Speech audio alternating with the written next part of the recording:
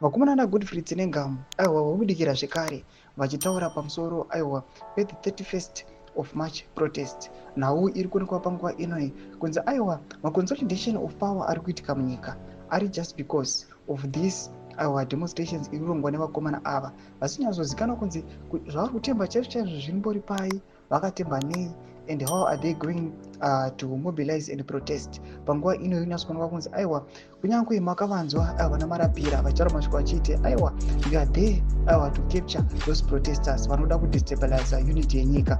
Ndibva subscribe or like wataona bell kuti muda pahendo yake yaGodfrey Tsenengamu anoda achiposta this picture remaprotest ramuri kuona iri kubuda nyora achiti fellow Zimbabweans, we only have 2 weeks left for us to do it in Harare.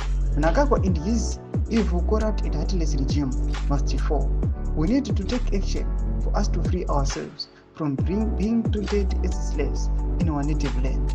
Let's prepare for it and we will take them head on. Ndomashikabuda takomana pa nana Tsenengamu atikuona kuti ndo vanhu vari kuratidza kuti vari vocal and very confident aiwa vari kupusha, they are mobilizing for the 31st March protest. Atikuona panguva inoi people varatidza kuti they are taking also part, vari kuengage but with fear. Noda kuti vari kuona kuti mapolicies ari kuimplementwa nevakomana velocal government pamwe chete aiwa nezvigananda zviri kuitika munyika. People they are not liking it, they are no longer interested, and people at the same time they are fearing kuti kana tinga tapinda maprotest kuti kanzi chabhondoka mukabatiwa kana mukashutiwa, people they've got the history 2018 vanoziva zvakamboitika, how are they going to survive? Mashoko atona kuti awa each and every Zimbabwe his mind will be haunted, anenge achityira ramangwana rake nerefamily yake.